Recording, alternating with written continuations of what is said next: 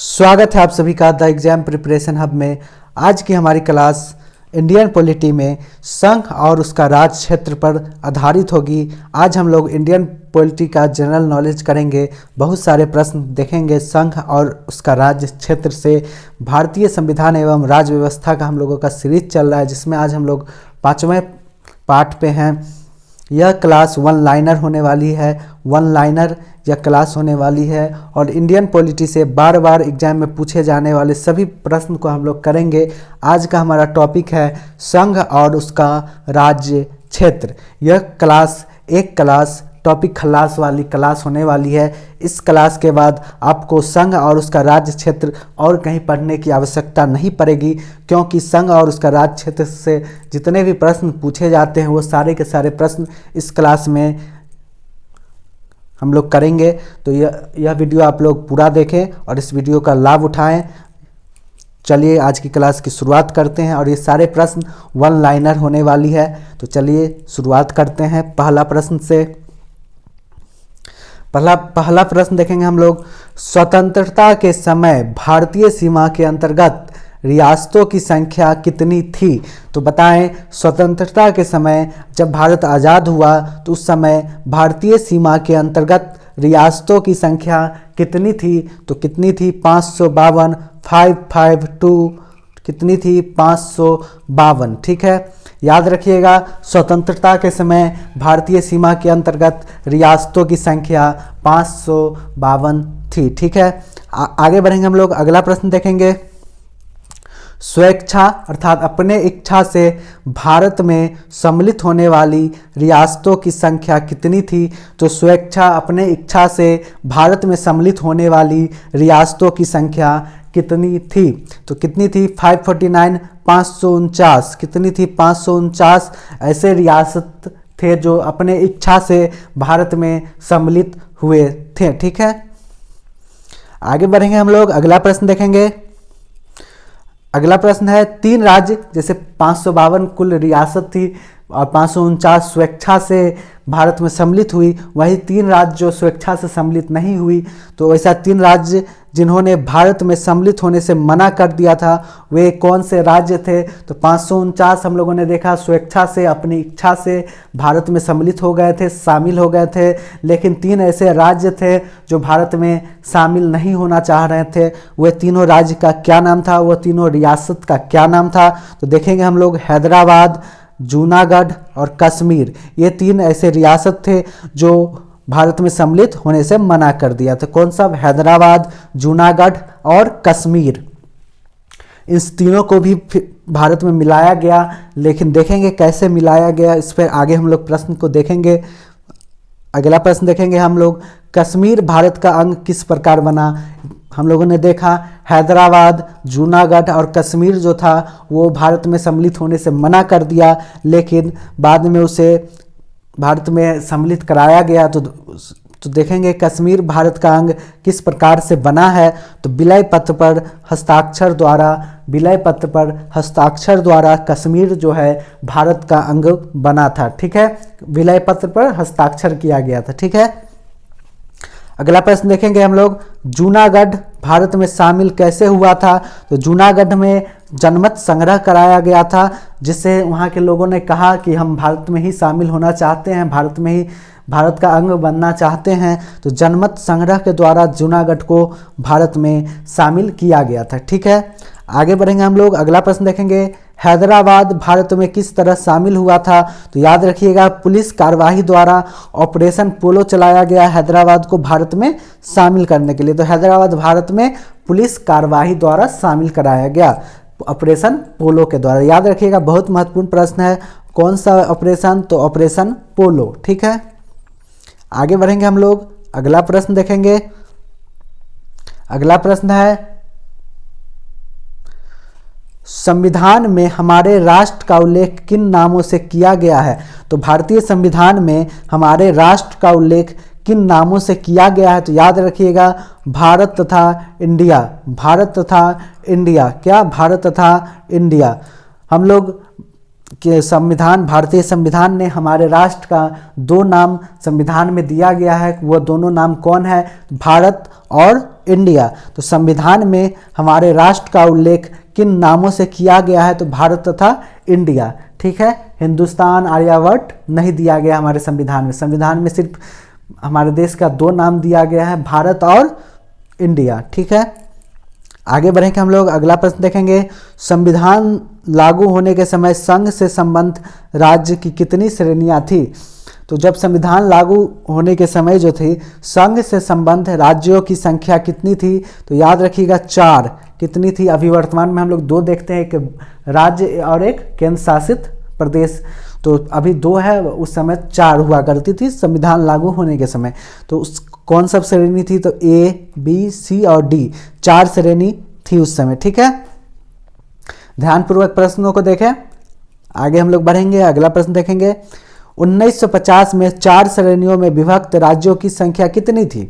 तो देखेंगे हम लोग 4 श्रेणियां 1950 में बनाई गई थी, विभक्त थी, उसमें राज्यों की संख्या कितनी थी? तो याद रखिएगा कुल 29 राज्य उस समय थे भारत में।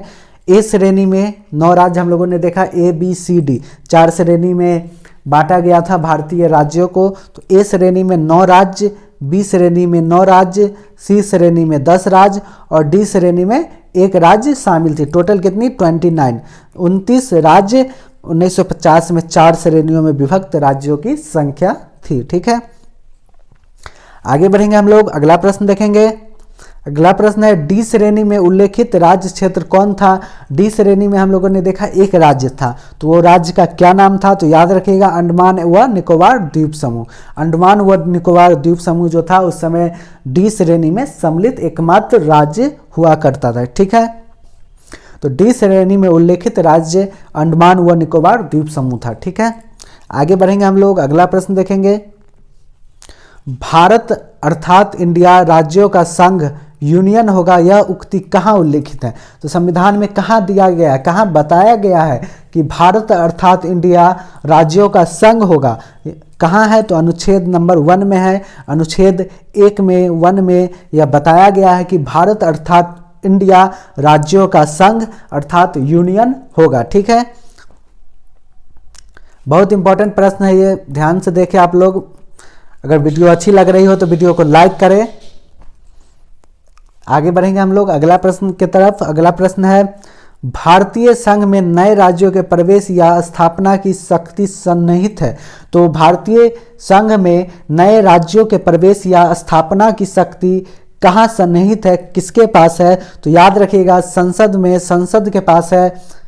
अनुच्छेद 2 के तहत जो है भारतीय संघ में नए राज्य को लाया जा सकता है, प्रवेश या स्थापना कराया जा सकता है। अनुच्छेद संविधान के अनुच्छेद 2 के अनुसार संसद में। ठीक है,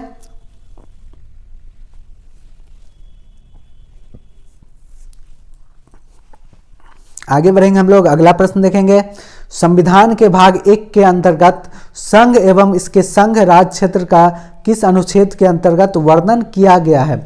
तो संविधान के भाग 1 के अंतर्गत संघ एवं इसके संघ राज्य क्षेत्र जिसे केंद्र शासित प्रदेश का किस अनुच्छेद के अंतर्गत वर्णन किया गया है?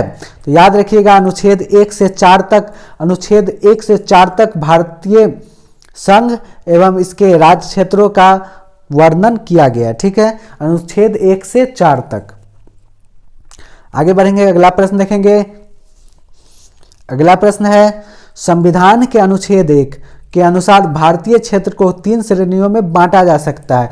तो संविधान के अनुच्छेद 1 के अनुसार भारतीय क्षेत्र को 3 श्रेणियों में बांटा जा सकता है। उन 3 श्रेणियां का क्या नाम है? तो याद रखिएगा राज्यों के क्षेत्र, संघ क्षेत्र या ऐसे क्षेत्र जिन्हें किसी भी समय भारत सरकार द्वारा अधिगृहित किया जा सकता है। तो 3 प्रकार के राज्य, भारतीय राज्य होंगे, भारतीय क्षेत्र होंगे। तो वो कहाँ है? तो अनुच्छेद 1 के अनुसार भारतीय क्षेत्र को 3 श्रेणियों में बांटा जा सकता है। पहला श्रेणी राज्यों के क्षेत्र, संघ क्षेत्र या किसी भी समय भारत सरकार द्वारा किसी भी राज्य का अधिगृहित किया जाना भी भारतीय क्षेत्र माना जाएगा। ठीक है, आगे बढ़ेंगे हम लोग, अगला प्रश्न देखेंगे। प्रश्न है, राज्यों एवं संघ शासित राज्यों के नाम एवं उनके क्षेत्र विस्तार को संविधान की किस अनुसूची में वर्णित किया गया है? तो याद रखिएगा, राज्यों एवं संघ शासित राज्यों के नाम एवं उनके क्षेत्र विस्तार को संविधान की पहली अनुसूची में वर्णित किया गया है। कौन सी अनुसूची में? पहली अनुसूची में राज्यों एवं संघ शासित राज्यों के नाम एवं उनके क्षेत्र विस्तार को संविधान में वर्णित किया गया है। ठीक है, आगे बढ़ेंगे हम लोग, अगला प्रश्न देखेंगे। प्रश्न है, 7वें संविधान संशोधन 1956 द्वारा राज्यों की निर्धारित की गई कितनी श्रेणियां थी? तो 7वें संविधान संशोधन 1956 द्वारा राज्यों की निर्धारित की गई कितनी श्रेणियां थी? तो हम लोगों ने देखा 1950 में 4 श्रेणियां थी, जिसे संविधान संशोधन करके 7वां संविधान संशोधन 1956 के द्वारा कितना कर दिया गया? 2 कर दिया गया। कितना? 2। बस 2 श्रेणियां ही रह गई थी, राज्य तथा संघ राज्य क्षेत्र, जो अभी भी चल रही है, राज्य और केंद्र शासित प्रदेश या संघ राज्य क्षेत्र जिसे हम लोग कहते हैं। तो 7वें संविधान संशोधन के द्वारा 2 श्रेणियां कर दी गई थी। ठीक है, राज्यों की 2 श्रेणियां कर दी गई थी। याद रखिएगा आप लोग, कितने श्रेणियां? 2 श्रेणियां। आगे बढ़ेंगे हम लोग, अगला प्रश्न देखेंगे। वर्तमान में भारत में राज्य एवं संघ राज्य क्षेत्रों की संख्या कितनी है?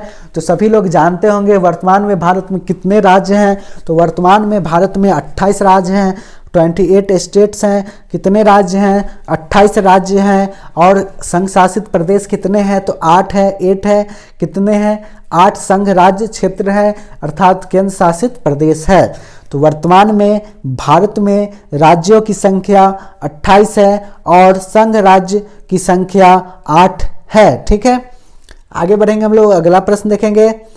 तमिल भाषियों के लिए अलग राज्य की मांग करते हुए आमरण जब तक निधन न हो जाए अनशन के कारण किसकी मृत्यु हो गई थी? तो याद रखिएगा, तमिल भाषियों के लिए अलग राज्य की मांग करते हुए आमरण अनशन के कारण किनकी मृत्यु हो गई थी? तो याद रखिएगा, बहुत ही महत्वपूर्ण प्रश्न है, बहुत ही ज़्यादा महत्वपूर्ण प्रश्न है। पोट्टी श्री रामुलु साहब की मृत्यु हो गई थी आमरण अनशन के कारण। ठीक है, तमिल भाषियों के लिए अलग राज्य की मांग करते हुए आमरण अनशन के कारण पोट्टी श्री रामुलु साहब की मृत्यु हो गई थी। पोट्टी श्री रामुलु साहब की। ठीक है, समझ गए आप लोग। आगे बढ़ेंगे हम लोग, अगला प्रश्न है। आंध्र प्रदेश राज्य के गठन हेतु पोट्टी श्री रामुलु ने कितने दिनों की भूख हड़ताल की थी? बहुत ही महत्वपूर्ण प्रश्न, बार बार एग्जाम में पूछे जाते हैं ये प्रश्न कि आंध्र प्रदेश राज्य के तमिल भाषियों के लिए अलग राज्य के लिए पोट्टी श्री रामुलु ने कितने दिनों की भूख हड़ताल आमरण अनशन की थी? तो याद रखिएगा, 56 दिनों तक उन्होंने भूख हड़ताल किया और उसके बाद उनका निधन हो गया, उनकी मृत्यु हो गई। तो आंध्र प्रदेश राज्य के गठन हेतु पोट्टी श्री रामुलु ने 56 दिनों की भूख हड़ताल की थी। कितने दिनों की? 56 दिनों की। आगे बढ़ेंगे हम लोग, अगला प्रश्न देखेंगे। 1953 में भाषा के आधार पर गठित प्रथम राज्य कौन बना? तो 1953 में भाषा के आधार पर गठित प्रथम राज्य कौन बना? बहुत ही महत्वपूर्ण प्रश्न है कि प्रथम भाषा के आधार पर राज्य बनने वाला राज्य का क्या नाम है? तो याद रखिएगा, आंध्र प्रदेश। आंध्र प्रदेश ऐसा राज्य है जो पहली बार प्रथम ऐसा राज्य है जो भाषा के आधार पर गठित की गई थी। कब? तो 1953 में। बहुत ही महत्वपूर्ण प्रश्न है, याद रखिएगा आप लोग। 1953 में भाषा के आधार पर गठित प्रथम राज्य आंध्र प्रदेश बना था। कौन सा? आंध्र प्रदेश।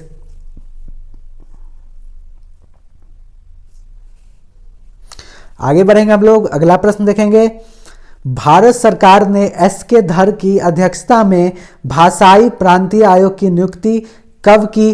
तो याद रखिएगा आप लोग, भारत सरकार ने एस.के. धर की अध्यक्षता में भाषाई प्रांतीय आयोग की नियुक्ति कब की? तो याद रखिएगा, जून 1948, जून 1948 को। कब? जून 1948 को एस.के. धर की अध्यक्षता में भाषाई प्रांतीय आयोग की नियुक्ति की गई थी। तो याद रखिएगा आप लोग, भारत सरकार ने एस.के. धर की अध्यक्षता में भाषाई प्रांतीय आयोग की नियुक्ति जून 1948 में की थी। ठीक है, आगे बढ़ेंगे हम लोग, अगला प्रश्न देखेंगे। प्रश्न है, एस.के. धर आयोग ने प्रांतों के गठन की सिफारिश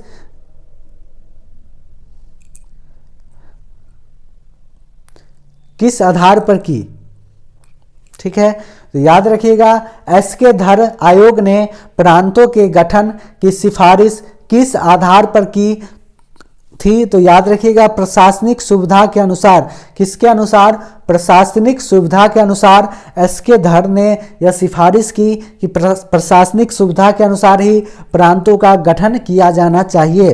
तो एस.के. धर आयोग ने प्रांतों के गठन की सिफारिश किस आधार पर की थी? तो याद रखिएगा आप लोग, प्रशासनिक सुविधा के अनुसार, ना कि भाषा के आधार पर। ठीक है, एस.के. धर आयोग ने प्रांतों की गठन की सिफारिश प्रशासनिक सुविधा के अनुसार करने की सिफारिश दी थी। ठीक है, आगे बढ़ेंगे हम लोग, अगला प्रश्न देखेंगे।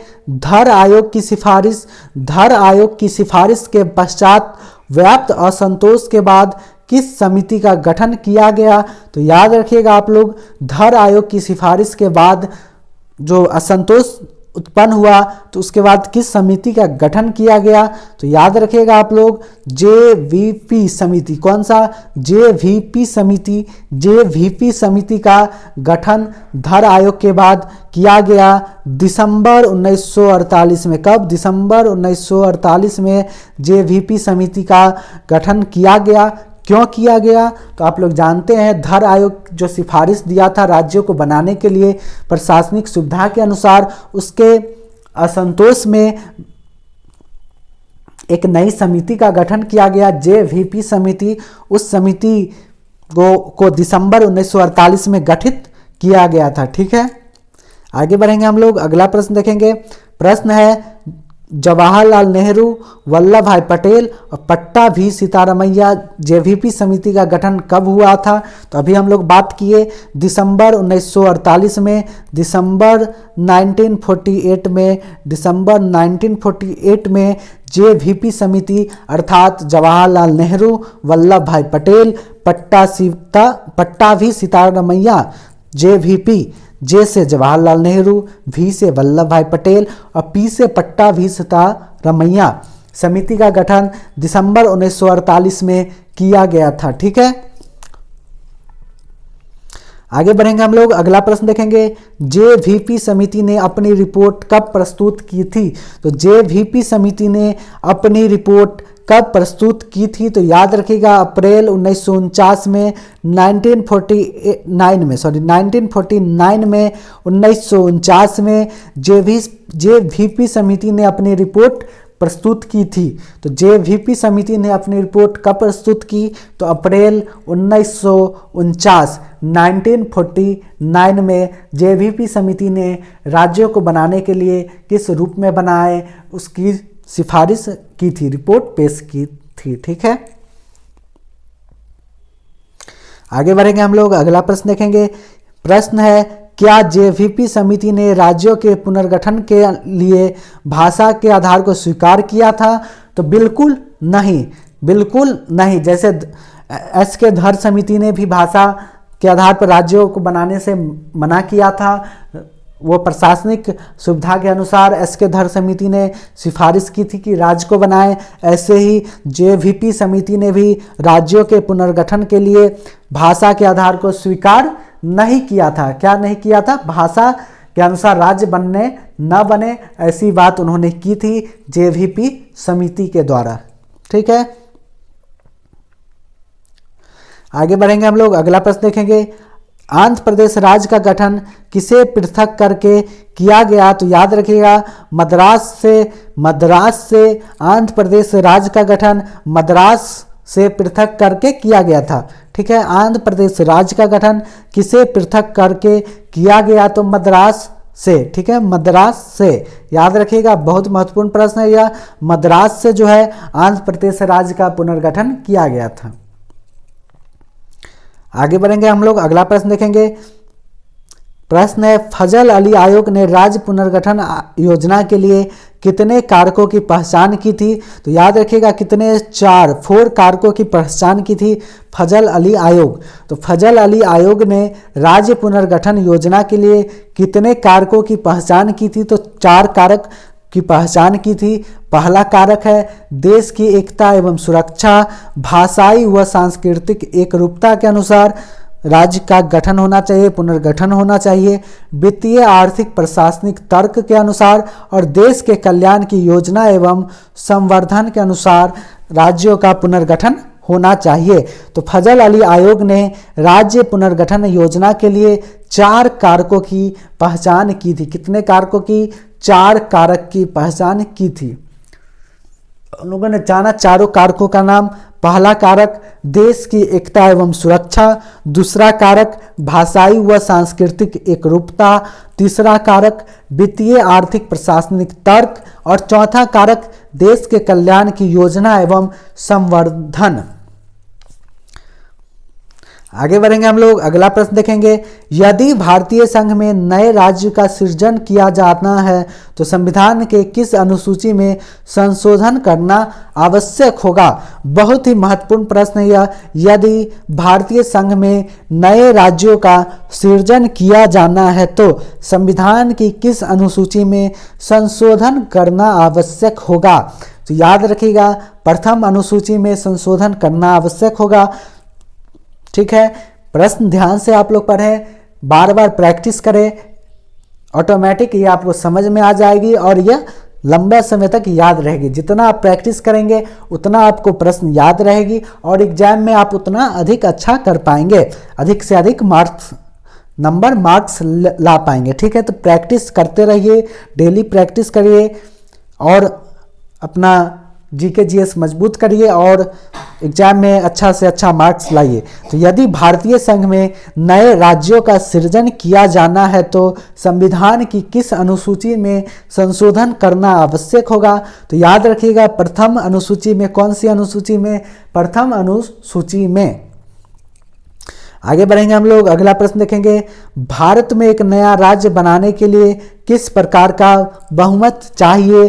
तो भारत में एक नया राज्य बनाने के लिए किस प्रकार का बहुमत चाहिए? तो याद रखिएगा नॉर्मल बहुमत, साधारण बहुमत के आधार पर संसद भारत में एक नया राज्य बना सकता है। तो भारत में एक नया राज्य बनाने के लिए किस प्रकार का बहुमत चाहिए? तो याद रखिएगा आप लोग साधारण बहुमत। कैसा बहुमत? साधारण बहुमत, न कि विशेष बहुमत। तो याद रखिएगा भारत में एक नया राज्य बनाने के लिए साधारण बहुमत की आवश्यकता होती है। कैसी बहुमत की? साधारण बहुमत की।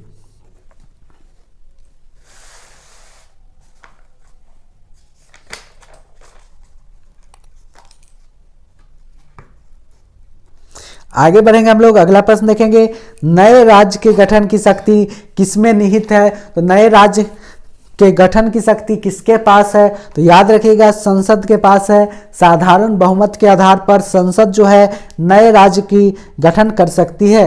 तो प्रश्न ध्यान से आप लोग देखें, प्रैक्टिस करें। नए राज्य के गठन की शक्ति संसद में निहित है। किसके पास है? संसद में, संसद के पास है। ठीक है, आगे बढ़ेंगे हम लोग, अगला प्रश्न देखेंगे, नए राज्यों का निर्माण और वर्तमान राज्यों के क्षेत्रों, सीमाओं या नामों में परिवर्तन करने का संसद की शक्ति का उल्लेख किस अनुच्छेद में है? तो याद रखिएगा आप लोग किस अनुच्छेद में है? तो अनुच्छेद 3 में है। कितने अनुच्छेद में है? अनुच्छेद 3। तो नए राज्यों का निर्माण और वर्तमान राज्यों के क्षेत्रों, सीमाओं या नामों में परिवर्तन करने का संसद की शक्ति का उल्लेख किस अनुच्छेद में है? तो अनुच्छेद 3।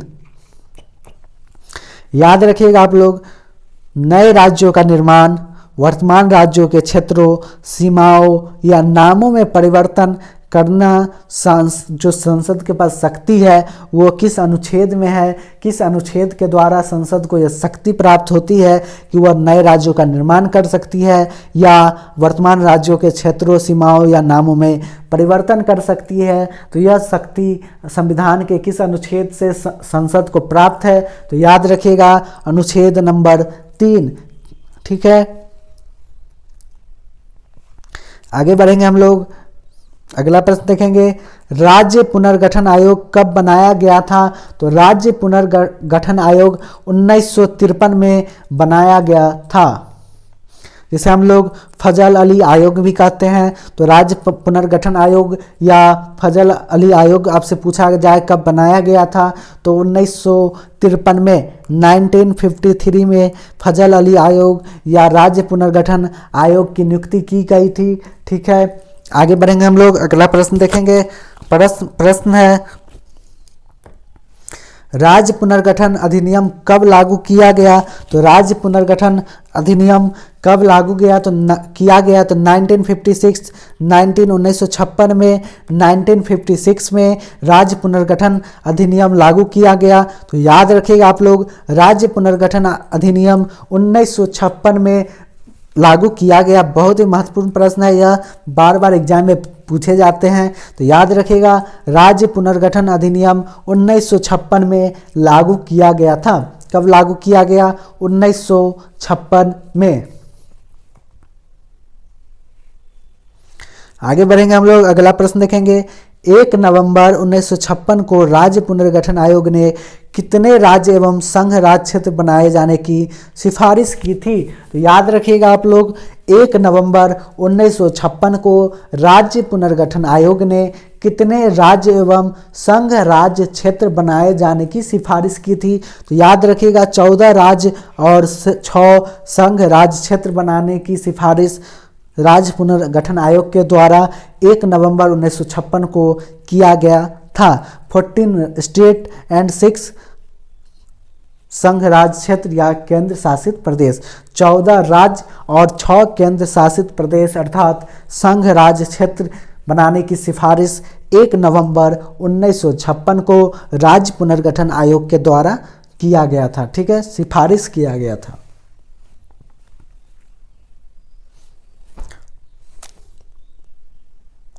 आगे बढ़ेंगे हम लोग। अगला प्रश्न देखेंगे। प्रश्न है, राज्य पुनर्गठन आयोग में सदस्यों की संख्या कितनी थी? तो कितनी थी? 3 थी। 3 कितने सदस्य थे राज्य पुनर्गठन आयोग में? तो 3 सदस्य थे। ठीक है, याद रखिएगा आप लोग, राज्य पुनर्गठन आयोग में सदस्यों की संख्या कितनी थी? तो कितनी थी? 3 थी। कितनी? 3। ठीक है, आगे बढ़ेंगे हम लोग। अगला प्रश्न देखेंगे। प्रश्न है, राज्य पुनर्गठन आयोग में शामिल 3 सदस्यों के नाम क्या है? तो 3 सदस्य थे, उनका नाम हम लोग भी जान लेते हैं अभी। फजल अली जो अध्यक्ष थे, जिस कारण हम लोग राज्य पुनर्गठन आयोग को फजल अली आयोग के नाम से भी जानते हैं। तो राज्य पुनर्गठन आयोग के अध्यक्ष कौन थे? तो याद रखिएगा आप लोग, फजल अली। दूसरे सदस्य थे KM पन्नीकर और तीसरे सदस्य थे HN कुंजरू। ठीक है, ये दोनों सदस्य थे और फजल अली जो थे वो अध्यक्ष थे। तो याद रखिएगा, राज्य पुनर्गठन आयोग में शामिल 3 सदस्यों के नाम क्या थे? तो पहला फजल अली, दूसरा KM पन्नीकर और तीसरा HN कुंजरू। ठीक है, आगे बढ़ेंगे हम लोग। अगला प्रश्न देखेंगे। प्रश्न टॉपिक है अब नए राज्यों का गठन। तो नए राज्यों का गठन हम लोग देखेंगे। इसमें हम लोग बात करेंगे राज्य और उसका गठन वर्ष। क्या राज्य और उसका गठन वर्ष? कौन से राज्य किस वर्ष में बनाया गया, गठन किया गया, तो वो हम लोग देखेंगे। राज्य और उसका गठन वर्ष, तो पहला राज्य याद रखिएगा बनाया गया स्वतंत्रता के बाद आंध्र प्रदेश। आंध्र प्रदेश कब इसका गठन किया गया? तो 1 अक्टूबर 1953 को 1 अक्टूबर 1953 को आंध्र प्रदेश का गठन किया गया। ठीक है, तो याद रखिएगा आप लोग, आंध्र प्रदेश का गठन कब किया गया? तो 1 अक्टूबर 1953 ईस्वी को आंध्र प्रदेश का गठन किया गया। ठीक है, आगे बढ़ेंगे हम लोग। अगला प्रश्न है गुजरात। गुजरात का गठन कब किया गया? तो 1 मई 1960 को, 1 मई 1960 को, 1 मई 1960 को, 1960 को गुजरात का गठन किया गया। आगे बढ़ेंगे हम लोग। अगला प्रश्न देखेंगे। प्रश्न है नागालैंड का गठन कब किया गया? तो 1 दिसंबर 1963, 1 दिसंबर 1963 को नागालैंड राज्य का गठन किया गया। ठीक है, तो हम लोगों ने देखा आंध्र प्रदेश का गठन 1 अक्टूबर 1953 को किया गया, गुजरात का गठन 1 मई 1960 को किया गया, नागालैंड का गठन 1 दिसंबर 1963 ईस्वी को किया गया। आगे बढ़ेंगे हम लोग, अगला देखेंगे हरियाणा का गठन। हरियाणा राज्य का गठन कब किया गया? तो 1 नवंबर 1966, 1 नवंबर 1966 को, 1 नवंबर 1966 को हरियाणा राज्य का गठन किया गया। आगे बढ़ेंगे हम लोग, अगला आप देखेंगे हिमाचल प्रदेश का गठन कब किया गया? तो 25 जनवरी 1971, 25 जनवरी 1971 को हिमाचल प्रदेश राज्य का गठन किया गया था। तो हिमाचल प्रदेश राज्य का गठन 25 जनवरी 1971 ईस्वी को किया गया। ठीक है, आगे बढ़ेंगे हम लोग, अगला प्रश्न है मेघालय राज्य का गठन कब किया गया? तो 21 जनवरी 1972 को, 21 जनवरी 1972 ईस्वी को मेघालय राज्य का गठन किया गया। तो अभी तक हम लोगों ने जाना आंध्र प्रदेश राज्य का गठन 1 अक्टूबर 1953 को किया गया, गुजरात का गठन 1 मई 1960 को किया गया, नागालैंड का गठन 1 दिसंबर 1963 को किया गया, हरियाणा का गठन 1 नवंबर 1966 को किया गया, हिमाचल प्रदेश का गठन 25 जनवरी 1971 को किया गया, मेघालय का गठन 21 जनवरी 1972 ईस्वी को किया गया। आगे हम लोग बात करेंगे मणिपुर का गठन। मणिपुर राज्य का गठन 21 जनवरी 1972 को किया गया। तो याद रखिएगा आप लोग, 21 जनवरी 1972 को मणिपुर राज्य का भी गठन किया गया मेघालय के साथ साथ। आगे बात करेंगे हम लोग त्रिपुरा का गठन कब किया गया? त्रिपुरा का गठन भी 21 जनवरी 1972 को, 21 जनवरी 1972 को ही त्रिपुरा का भी गठन किया गया। तो हम लोग याद रखेंगे हम लोग मेघालय, मणिपुर और त्रिपुरा का गठन। मेघालय, मणिपुर, त्रिपुरा का गठन 21 जनवरी 1972 ईस्वी को किया गया। तो याद रखेंगे मेघालय, मणिपुर और त्रिपुरा। मेघालय, मणिपुर और त्रिपुरा का गठन 21 जनवरी 1972 ईस्वी को किया गया। यदि आपको यह वीडियो अच्छी लग रही हो तो वीडियो को लाइक करें और चैनल को सब्सक्राइब जरूर कर दें, जिससे हम और भी इससे अच्छा टॉपिक पर अच्छा कंटेंट आपके लिए लाएं और हम लोग साथ में प्रैक्टिस करें। आगे बढ़ेंगे हम लोग, अगला प्रश्न देखेंगे सिक्किम राज्य का गठन कब किया गया? तो 16 मई 1975 ईस्वी को, 16 मई 1975 को, 16 मई 1975 ईस्वी को सिक्किम राज्य का गठन किया गया। तो हम लोगों ने देखा मणिपुर का गठन 21 जनवरी 1972, त्रिपुरा का गठन 21 जनवरी 1972 और सिक्किम का गठन 16 मई 1975 ईस्वी से को किया गया।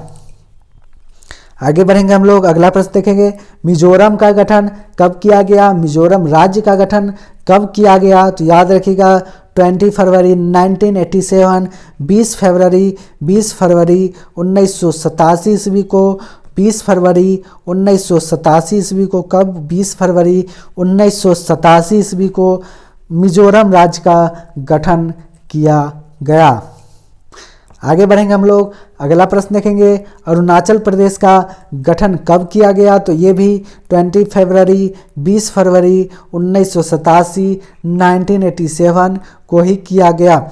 तो 20 फरवरी 1987 ईस्वी को मिजोरम और अरुणाचल प्रदेश राज्य का गठन किया गया। ठीक है, आगे बढ़ेंगे हम लोग, अगला देखेंगे गोवा का गठन कब किया गया? गोवा राज्य का गठन कब किया गया? तो याद रखिएगा 30 मई 1987 को, 30 मई 1987 को, 30 मई 1987 ईस्वी को गोवा राज्य का गठन किया गया। आगे बढ़ेंगे हम लोग, अगला प्रश्न देखेंगे छत्तीसगढ़ का गठन कब किया गया? तो 1 नवंबर 2000।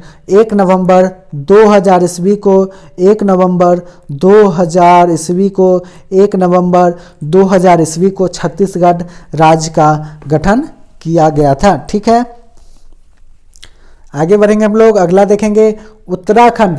उत्तराखंड राज्य का गठन कब किया गया? उत्तराखंड राज्य का गठन कब किया गया? तो याद रखिएगा 9 नवंबर 2000 ईस्वी को। ठीक है, 9 नवंबर 2000 9 नवंबर 2000 ईस्वी को उत्तराखंड राज्य का गठन किया गया। आगे बढ़ेंगे हम लोग। अगला देखेंगे झारखंड राज्य का गठन कब किया गया? तो झारखंड राज्य का गठन 15 नवंबर 2000 ईस्वी को। 15 नवंबर 2000 ईस्वी को 2000 में झारखंड राज्य बना। बिहार से अलग होकर झारखंड एक नया राज्य बना 15 नवंबर 2000 ईस्वी को। ठीक है, आगे बढ़ेंगे हम लोग। अगला देखेंगे तेलंगाना, जो सबसे लेटेस्ट राज्य बना है। तेलंगाना राज्य कब गठन हुआ? तो 2 जून 2014 ईस्वी को। 2 जून 2014 को 2 जून 2014 ईस्वी को तेलंगाना एक नया राज्य गठन किया गया भारत में। ठीक है, आगे बढ़ेंगे हम लोग। अगला प्रश्न देखेंगे संघ राज्य क्षेत्रों का प्रशासन किसके द्वारा किया जाता है? अर्थात केंद्र शासित प्रदेशों का प्रशासन किसके द्वारा किया जाता है? तो याद रखिएगा राष्ट्रपति अथवा उसके द्वारा नियुक्त प्रशासक द्वारा। राष्ट्रपति जिसे नियुक्त करेगा उसके द्वारा केंद्र शासित प्रदेशों का प्रशासन किया जाता है। तो याद रखिएगा संघ राज्य क्षेत्रों का प्रशासन किसके द्वारा किया जाता है? तो राष्ट्रपति अथवा उसके द्वारा नियुक्त प्रशासक द्वारा ही संघ राज्य क्षेत्रों का प्रशासन किया जाता है। ठीक है, आगे देखेंगे हम लोग। अगला प्रश्न देखेंगे वह अनुच्छेद जिसके अंतर्गत भारत द्वारा अर्जित राज्य क्षेत्र संघ में नए राज्य के रूप में गठित किया जा सकता है। तो अनुच्छेद 2 के द्वारा भारत द्वारा अर्जित राज्य क्षेत्र संघ में नए राज्य के रूप में गठित किया जा सकता है। ठीक है, किसके द्वारा? तो अनुच्छेद 2 के द्वारा। ठीक है, आगे बढ़ेंगे हम लोग। अगला प्रश्न देखेंगे पांडिचेरी को भारत का संघ राज्य क्षेत्र किसके तहत बनाया गया था? तो पांडिचेरी को भारत का संघ राज्य क्षेत्र किसके द्वारा बनाया गया था? तो 14वें संविधान संशोधन अधिनियम 1962 के द्वारा 1962 के द्वारा पांडिचेरी को जो है भारत का संघ राज्य क्षेत्र अर्थात केंद्र शासित प्रदेश बनाया गया था। आगे बढ़ेंगे हम लोग। अगला देखेंगे जम्मू कश्मीर राज्य का विलय किया गया। तो जम्मू कश्मीर राज्य का विलय भारत में कब किया गया? तो याद रखिएगा 26 अक्टूबर 1947 ईस्वी को जम्मू कश्मीर राज्य का विलय भारत में किया गया, भारत के स्वतंत्रता के बाद। ठीक है, 26 अक्टूबर 1947 को। कब?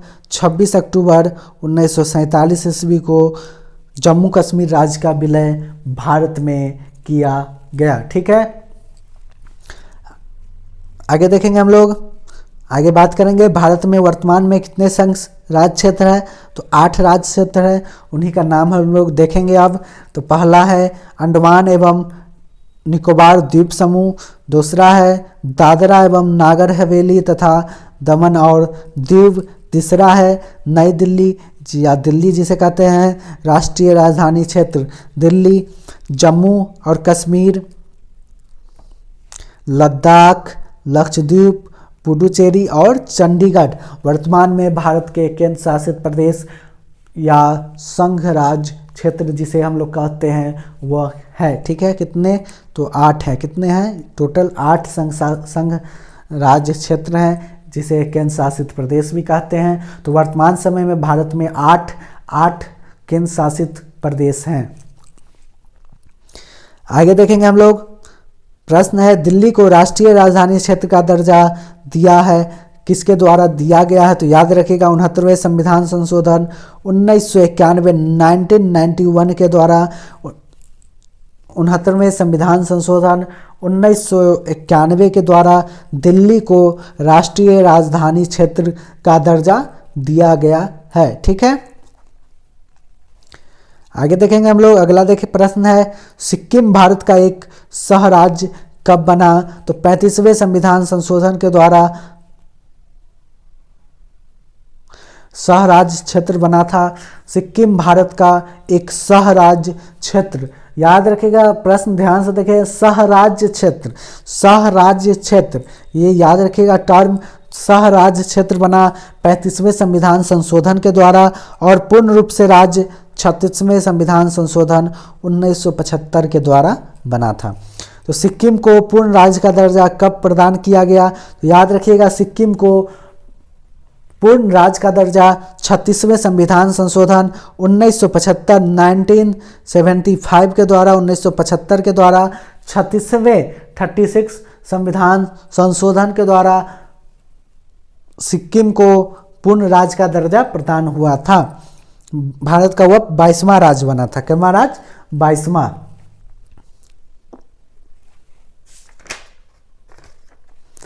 आगे देखेंगे हम लोग अगला प्रश्न है संसद साधारण बहुमत से किसी नए राज्य का गठन तथा किसी वर्तमान राज्य के क्षेत्र, सीमा या नाम में परिवर्तन कर सकती है। तो राष्ट्रपति की सिफारिश से ही संसद जो है साधारण बहुमत के आधार पे नए राज्य का गठन, किसी वर्तमान राज्य के क्षेत्र, सीमा या नाम में परिवर्तन कर सकती है। तो राष्ट्रपति जब सिफारिश करेगा उसके बाद ही संसद जो है साधारण बहुमत के आधार पर किसी नए राज्य का गठन कर सकती है या किसी वर्तमान राज्य के क्षेत्र, सीमा या नाम में परिवर्तन कर सकती है। तो बहुत महत्वपूर्ण प्रश्न है, राष्ट्रपति के सिफारिश पर ही ये सारे काम हो सकती है। ठीक है,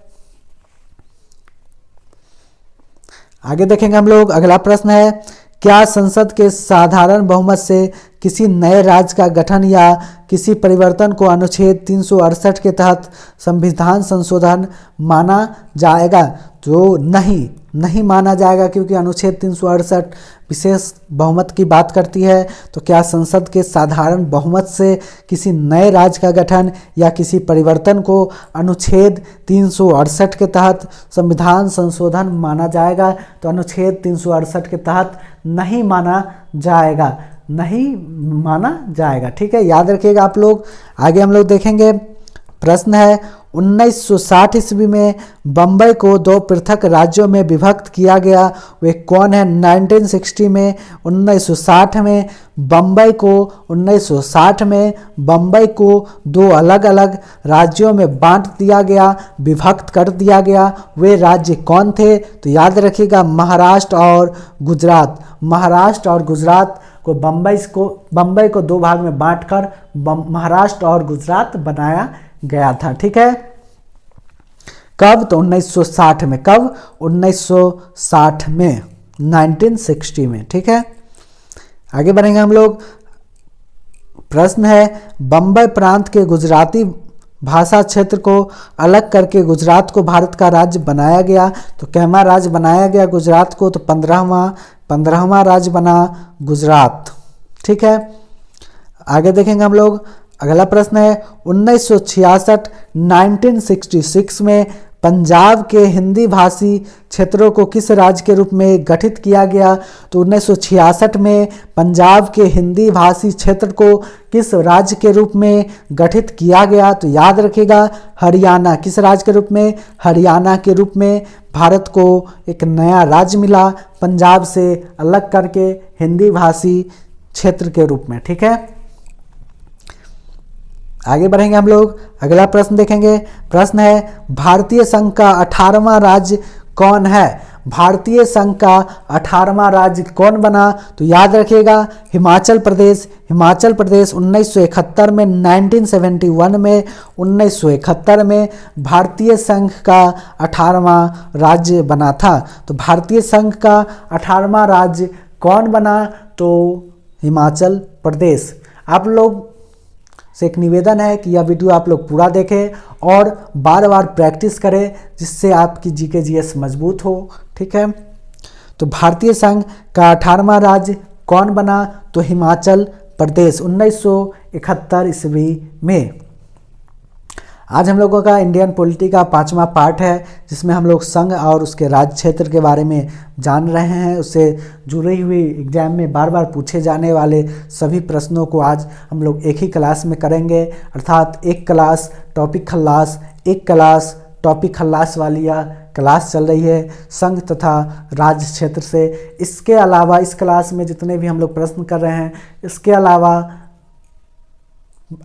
आपको एग्जाम में प्रश्न नहीं देखने को मिलेंगे। जितने प्रश्न संघ तथा राज्य क्षेत्र से जितने आज हम लोग कर रहे हैं उतना ठीक है, इतना ही प्रश्न लगभग बनते हैं एग्जाम में। ठीक है, इससे ज़्यादा कुछ नहीं पूछा जाता है, तो आप लोग एक आध क्वेश्चन इससे अलग हो सकते हैं, लेकिन आप लोग यह वीडियो पूरा देखें और इस वीडियो का लाभ उठाएं और प्रैक्टिस बार बार करते रहें। जितना आप लोग प्रैक्टिस करेंगे, डेली पढ़ते रहेंगे, उतना आप लोगों के लिए बेहतर होगा और एग्ज़ाम में आप लोग सिलेक्शन ले पाएंगे। ठीक है, आगे बढ़ेंगे हम लोग। अगला प्रश्न देखेंगे, मणिपुर, त्रिपुरा, मेघालय राज्यों के गठन का क्रम है। तो मणिपुर, त्रिपुरा और मेघालय, तो हम लोगों ने देखा मणिपुर, त्रिपुरा और मेघालय 21 जनवरी 1972 ईस्वी को इसका गठन हुआ। कब गठन हुआ? तो याद रखिएगा आप लोग 21 जनवरी 1972 को, 21 जनवरी 1972 ईस्वी को मणिपुर, त्रिपुरा और मेघालय राज्य का गठन हुआ था 21 जनवरी 1972 ईस्वी को। तो इसका क्रम क्या है? तो 19वां राज्य, 18वां राज्य हम लोगों ने देखा हिमाचल प्रदेश बना। 19वां राज्य कौन बना? तो याद रखिएगा मणिपुर, 20वां राज्य त्रिपुरा और 21वां राज्य मेघालय। तो 19वां, 20वां और 21वां राज्य भारत का मणिपुर, त्रिपुरा और मेघालय बना था।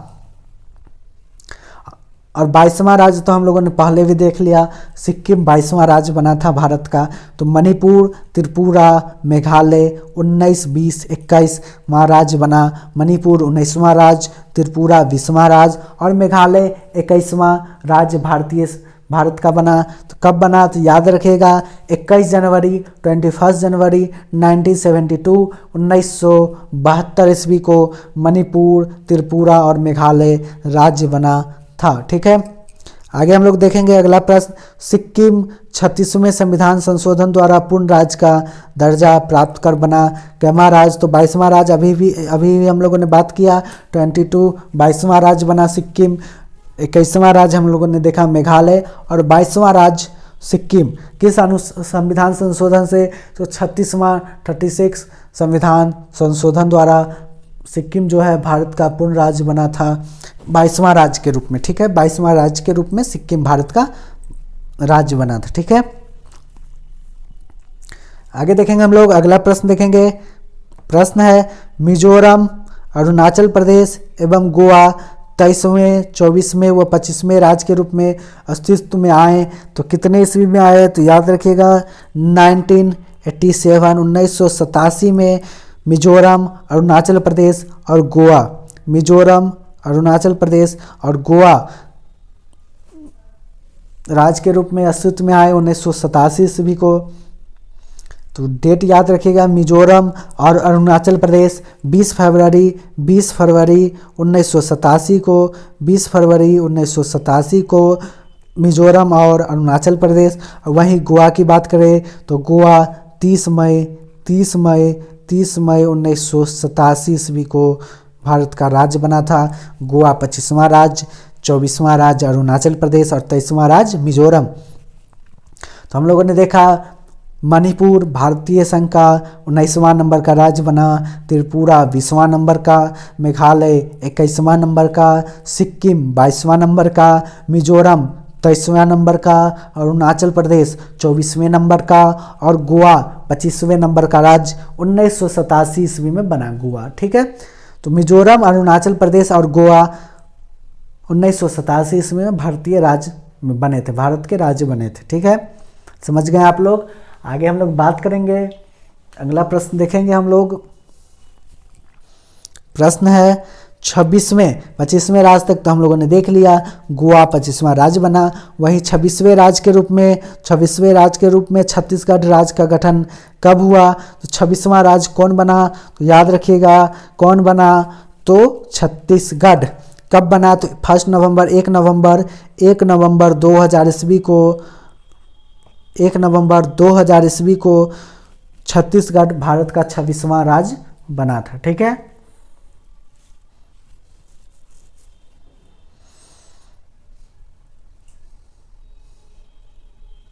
आगे हम लोग देखेंगे, अगला प्रश्न देखेंगे, भारतीय संघ के अंतर्गत किसी राज्य को मिलाने का अधिकार किसे है? तो संसद को है। किसे है? संसद को है। सिंपल प्रश्न है, बहुत इंपॉर्टेंट, सिंपल है लेकिन बहुत इंपॉर्टेंट प्रश्न है। तो भारतीय संघ के अंतर्गत किसी राज्य को मिलाने का अधिकार किसे प्राप्त है? तो संसद को। किसे? संसद को।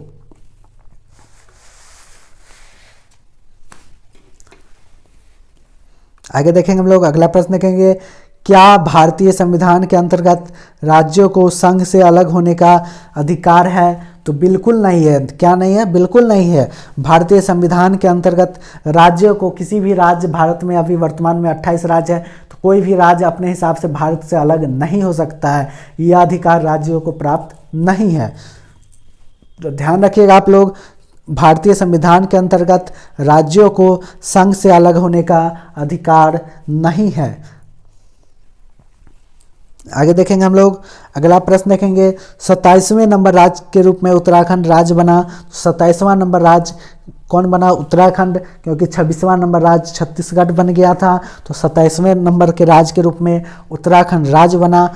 कब बना? 9 नवंबर 2000 ईस्वी को 9 नवंबर 2000 ईस्वी को उत्तराखंड भारत का राज्य बना। 27वें नंबर का, 27th स्टेट भारत का बना उत्तराखंड, 9 नवंबर 2000 ईस्वी को। ठीक है, आगे देखेंगे हम लोग, अगला प्रश्न है, 28वें राज्य के रूप में झारखंड राज्य बना। तो 28वां राज्य कौन बना भारत का? तो याद रखिएगा झारखंड। कब? 15 नवंबर 2000 ईस्वी को। 15 नवंबर 2000 ईस्वी को 15 नवंबर 2000 ईस्वी को झारखंड बिहार से अलग होकर एक नया राज्य बना था। ठीक है, आगे देखेंगे हम लोग, अगला प्रश्न देखेंगे, तेलंगाना राज्य अस्तित्व में आया 2 जून 2014 ईस्वी को। 2 जून 2014 ईस्वी को। 2 जून, गलत टाइपिंग हो गया, 2 जून 2014 ईस्वी को। 2 जून 2014 ईस्वी को 2014 को 2 जून 2014 ईस्वी को तेलंगाना जो है राज्य अस्तित्व में आया था 29वां राज्य के रूप में। तो याद रखिएगा आप लोग, तेलंगाना राज्य अस्तित्व में कब आया? तो 2 जून 2014 ईस्वी को 29वें राज्य के रूप में तेलंगाना भारत का राज्य बना था। 29वां राज्य बना। ठीक है, लेकिन वर्तमान में तो 28 ही राज्य हैं। तो एक राज्य कहाँ गया? तो सभी को मालूम है, जम्मू कश्मीर को 2 भागों में बांट दिया गया, एक जम्मू कश्मीर और एक लद्दाख, जिसे केंद्र शासित प्रदेश बना दिया गया। ठीक है, आगे देखेंगे, प्रश्न है, जम्मू एवं कश्मीर पुनर्गठन अधिनियम 2019 के अंतर्गत जम्मू कश्मीर को 2 नए केंद्र शासित प्रदेशों में बांटा गया। तो उन कौन से प्रदेश में बांटा गया? तो याद रखिएगा, पहला जम्मू और कश्मीर और दूसरा लद्दाख। ठीक है, जम्मू कश्मीर और लद्दाख के रूप में 2019 के अधिनियम जम्मू एवं कश्मीर पुनर्गठन अधिनियम 2019 के अंतर्गत 2 नए केंद्र शासित प्रदेश में बांटा गया, एक जम्मू एवं कश्मीर और दूसरा लद्दाख। ठीक है, आगे देखेंगे हम लोग, अगला प्रश्न है, केंद्रीय गृह मंत्रालय की अधिसूचना के अनुसार जनवरी 2020 में 2 केंद्र शासित प्रदेशों दादर नगर हवेली एवं दमन द्वीप को संयुक्त रूप से केंद्र शासित प्रदेश बनाया गया है। अतः वर्तमान में कुल कितने केंद्र शासित प्रदेश की संख्या है? तो कितने हैं? 8 हैं। सभी को मालूम है कि वर्तमान में 8 केंद्र शासित प्रदेश अथवा संघ राज्य प्रदेश है। ठीक है, तो याद रखिएगा, केंद्रीय गृह मंत्रालय की अधिसूचना के अनुसार जनवरी 2020 में 2 केंद्र शासित प्रदेशों को एक कर दिया गया। वो 2 केंद्र शासित प्रदेश का क्या नाम है? तो दादर नगर हवेली और दमन दीव को संयुक्त कर दिया गया, एक कर दिया गया। ठीक है, आगे देखेंगे हम लोग, अगला प्रश्न देखेंगे, दादर और नागर हवेली 1954 तक किस औपनिवेशिक शासन के अंतर्गत था? तो याद रखिएगा, दादर और नागर हवेली 1954 तक पुर्तगाली के अधीन था। किसके अधीन था? पुर्तगाली के अधीन था। तो याद रखिएगा, दादर और नागर हवेली 1954 तक किस औपनिवेशिक शासन के अंतर्गत था? तो पुर्तगाली के अंतर्गत था। पुर्तगाली के अंतर्गत था दादर और नागर हवेली। कब तक? तो 1954 तक, 1954 ईस्वी तक। कब तक? 1954 ईस्वी तक। आगे बढ़ेंगे हम लोग, अगला प्रश्न देखेंगे, गोवा को पूर्ण राज्य का दर्जा कब प्राप्त हुआ? तो गोवा को पूर्ण राज्य का दर्जा कब प्राप्त हुआ? तो 1987 ईस्वी में गोवा को पूर्ण राज्य का दर्जा प्राप्त हुआ। 30 मई 1987 1987 को 30 मई 1987 ईस्वी को गोवा को पूर्ण राज्य का दर्जा प्राप्त हुआ। आगे देखेंगे हम लोग, दमन और दीव को गोवा से अलग किया गया। तो केवल संशोधन से दमन और दीव को गोवा से अलग किया गया 56वें संविधान संशोधन द्वारा। 56 संशोधन द्वारा, 56वें संविधान संशोधन द्वारा दमन और दीव को गोवा से अलग कर दिया गया। ठीक है, आगे देखेंगे हम लोग, अगला प्रश्न देखेंगे, बेरुबारी राज्य क्षेत्र पश्चिम बंगाल के भाग को पाकिस्तान को हस्तांतरित करने के लिए पारित किया गया संविधान संशोधन था। तो बेरुबारी राज्य क्षेत्र पश्चिम बंगाल के भाग को पाकिस्तान को हस्तांतरित करने के लिए पारित किया गया संविधान संशोधन था। तो कैवा संविधान संशोधन था? तो 9वां संविधान संशोधन था 1960 में। ठीक है, तो याद रखिएगा आप लोग, बेरुबारी राज्य क्षेत्र पश्चिम बंगाल के भाग को पाकिस्तान को हस्तांतरित करने के लिए पारित किया गया संविधान संशोधन था। तो 9वां संविधान संशोधन 1960। आगे देखेंगे हम लोग, अगला प्रश्न है, सिक्किम राज्य के लिए विशेष प्रशासनिक व्यवस्था करने के लिए अनुच्छेद अंतः स्थापित किया गया। तो अनुच्छेद 371 कितना? अनुच्छेद 371 ठीक है, आगे हम लोग देखेंगे, बहुत ही महत्वपूर्ण प्रश्न, वेरी इंपॉर्टेंट प्रश्न है यह। अविभाज्य राज्यों का अविभाज्य संघ कहा गया है। अविभाज्य राज्यों का अविभाज्य संघ किसे कहा गया है? तो अमेरिकी संघ को हम लोग क्या कहते हैं? अविभाज्य राज्यों का अविभाज्य संघ। याद रखिएगा, अविभाज्य राज्यों का अविभाज्य संघ किसे कहा जाता है? तो अमेरिकी संघ को अविभाज्य राज्यों का अविभाज्य संघ कहा जाता है। आगे देखेंगे हम लोग, अगला प्रश्न है, भारत को घोषित किया गया है। भारत को क्या घोषित किया गया है? तो राज्यों का संघ। राज्यों का संघ भारत को घोषित किया गया है। बहुत ही महत्वपूर्ण प्रश्न। भारत को राज्यों का संघ घोषित किया गया है। भारत को क्या घोषित किया गया है? तो राज्यों का संघ। याद रखिएगा आप लोग, भारत को क्या घोषित किया गया है? तो राज्यों का संघ। अगला प्रश्न देखेंगे, विभाज्य राज्यों का अविभाज्य संघ किसे कहा जाता है? तो विभाज्य राज्यों का अविभाज्य संघ भारत को कहा जाता है, अर्थात इंडिया को कहा जाता है। किसे कहा जाता है? अविभाज्य राज्यों का अविभाज्य संघ, तो भारत को। और अविभाज्य राज्यों का अविभाज्य संघ किसे कहा जाता है? तो अमेरिकी संघ को। तो याद रखिएगा आप लोग, दोनों में डिफरेंस याद रखिएगा।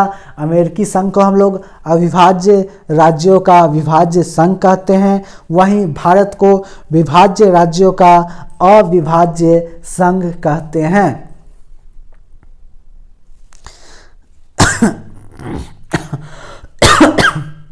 आगे बढ़ेंगे हम लोग, अगला प्रश्न देखेंगे।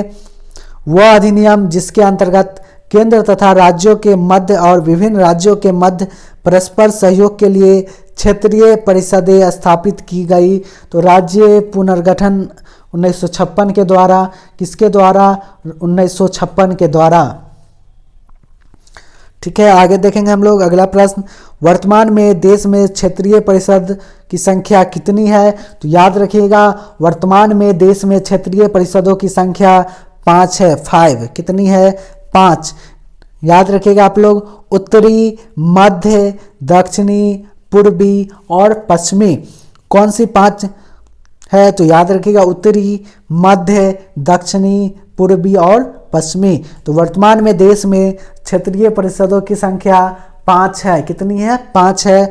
कौन कौन? तो उत्तरी, मध्य, दक्षिणी, पूर्वी और पश्चिमी। कौन कौन है? याद रखिएगा आप सभी का नाम। उत्तरी, मध्य, दक्षिणी, पूर्वी और पश्चिमी।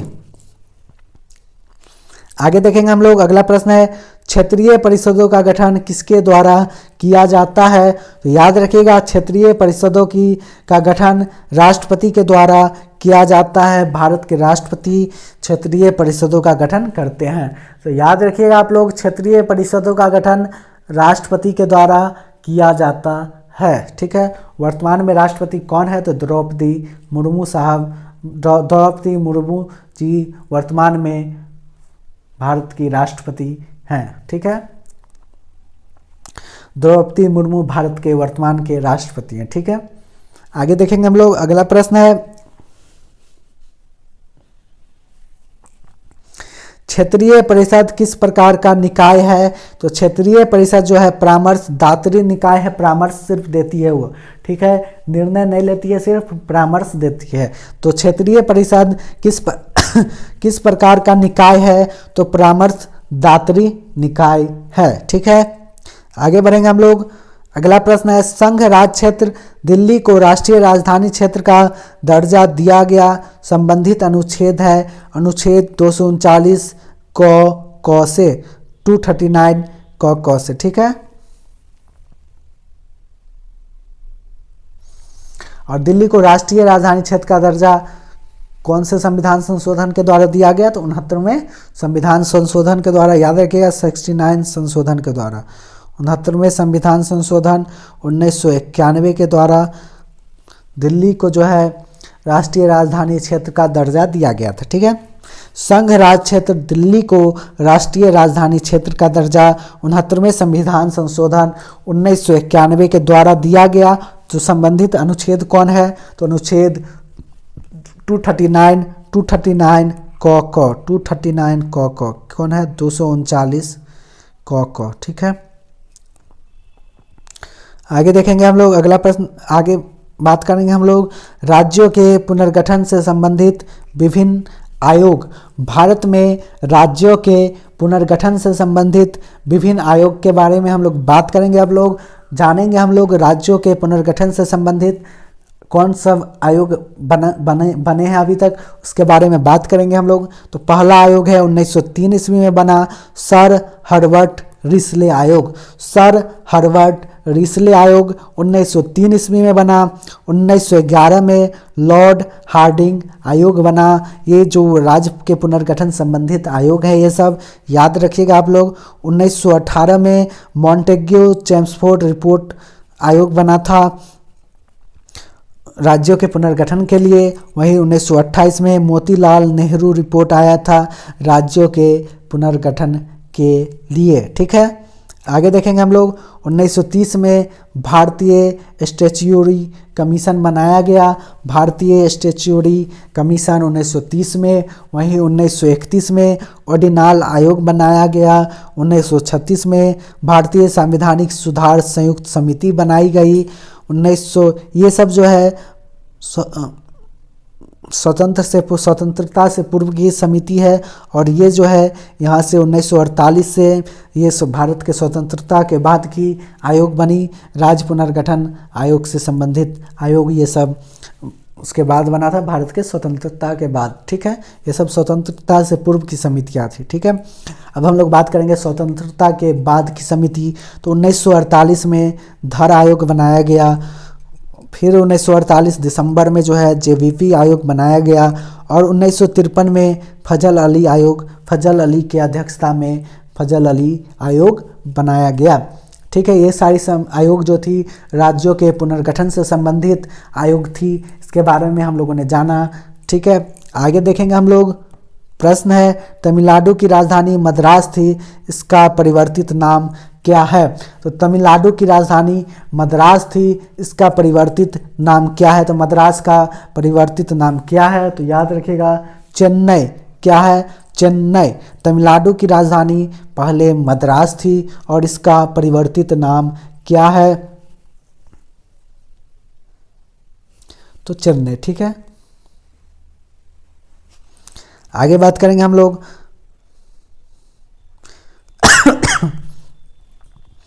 प्रश्न है, आंध्र प्रदेश सरकार द्वारा 2020 में पारित अधिनियम के तहत कितनी राजधानियों का प्रावधान किया है? तो आंध्र प्रदेश सरकार 2020 में पारित अधिनियम के तहत कितनी राजधानियों का प्रावधान किया है? तो कितनी? 3 राजधानियों का प्रावधान। आंध्र प्रदेश में 3 राजधानियां होगी। कौन कौन? तो अमरावती विधायी राजधानी होगी, विशाखापट्टनम कार्यकारी राजधानी होगी, और कुर्नूल न्यायिक राजधानी होगी। तो आंध्र प्रदेश में 3 राजधानियों की बात की गई 2020 के अधिनियम के द्वारा। अमरावती विधायी राजधानी, विशाखापट्टनम कार्यकारी राजधानी, और कुर्नूल न्यायिक राजधानी। ठीक है,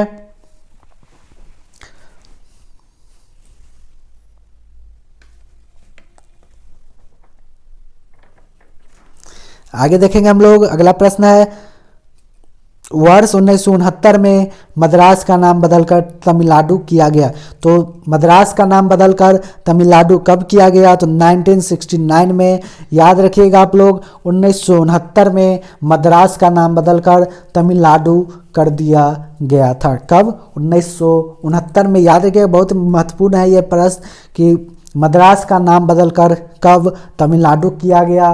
तो 1969 ईस्वी में मद्रास का नाम बदलकर तमिलनाडु कर दिया गया। ठीक है, आगे बढ़ेंगे हम लोग। अगला प्रश्न है, बात करेंगे हम लोग राज्यों के परिवर्तित नाम के बारे में हम लोग बात करेंगे अब। तो टॉपिक हम लोग देख रहे हैं संघ तथा राज्य क्षेत्र की बात कर रहे हैं हम लोग। संघ और उसका राज्य क्षेत्र का आज का हमारा क्लास है, उसमें हम लोग अब देखेंगे राज्यों के परिवर्तित नाम क्या है। तो पुराना नाम देखेंगे और उसके बाद नया नाम देखेंगे। तो मद्रास का नया नाम क्या है? तो तमिलनाडु है। मैसूर का नया नाम क्या रखा गया? कर्नाटक। उत्तरांचल का नया नाम क्या रखा गया? उत्तराखंड। और पांडिचेरी का नया नाम पुडुचेरी। तो याद रखिएगा आप लोग, मद्रास का नया नाम तमिलनाडु रखा गया, मैसूर का नया नाम कर्नाटक रखा गया, उत्तरांचल का नाम चेंज कर उत्तराखंड रखा गया, पांडिचेरी का नाम चेंज करके पुडुचेरी रखा गया। ठीक है, याद रखिएगा आप लोग, मद्रास का नाम बदलकर तमिलनाडु, मैसूर का नाम बदलकर कर्नाटक, उत्तरांचल का नाम बदलकर उत्तराखंड और पांडिचेरी का नाम बदलकर पुडुचेरी, और उड़ीसा का नाम बदलकर क्या रखा गया? ओडिशा। क्या रखा गया? ओडिशा। ठीक है, आगे बढ़ेंगे हम लोग। आगे बात करेंगे हम लोग संघ और उसके राज्य क्षेत्र के बारे में, महत्वपूर्ण तथ्य के बारे में हम लोग अब बात करेंगे। तो संघ और उसका राज्य क्षेत्र के बारे में महत्वपूर्ण तथ्य क्या है? तो भारत राज्यों का संघ यूनियन है, फेडरेशन नहीं।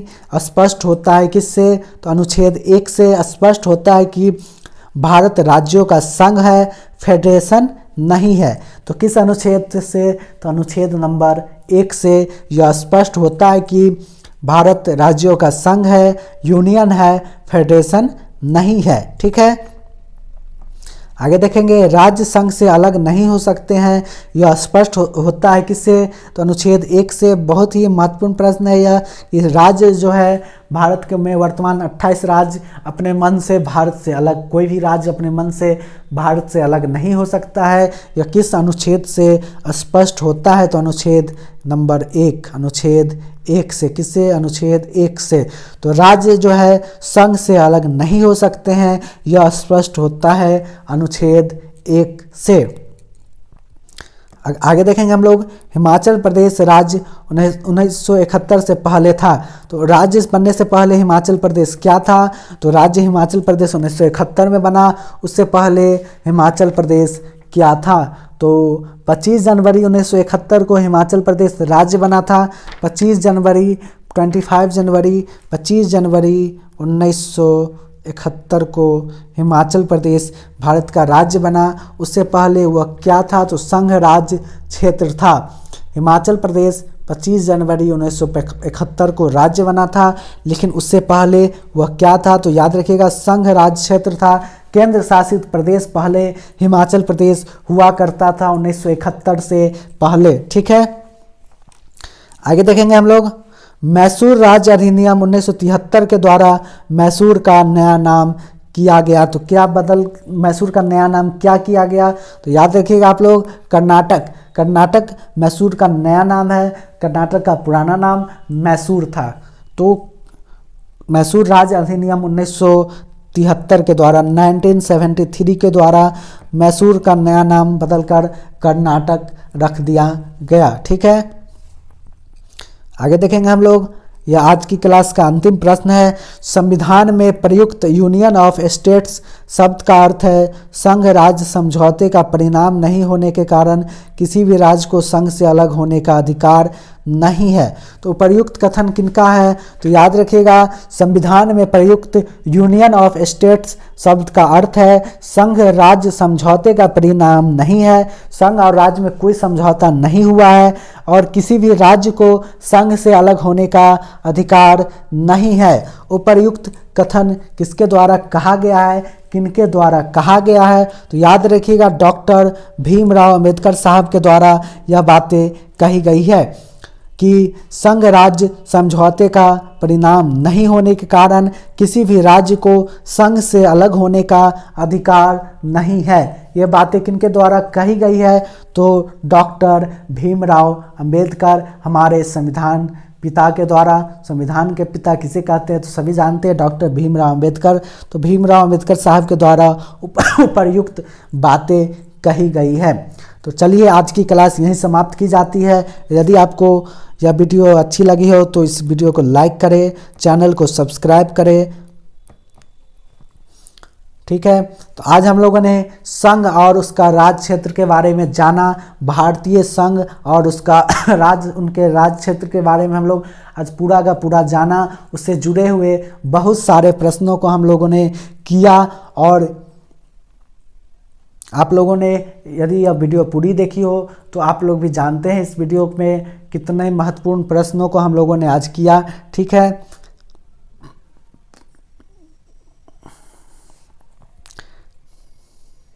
तो आज की क्लास यहीं समाप्त की जाती है। वीडियो को पूरा देखने के लिए धन्यवाद, थैंक यू।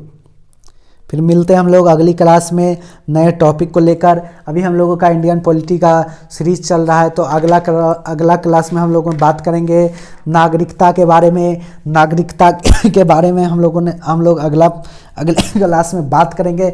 नागरिकता से बहुत सारे हम लोग प्रश्नों को देखेंगे। तब तक के लिए धन्यवाद। मिलते हैं हम लोग अगली क्लास में नागरिकता वाले क्लास में। ठीक है।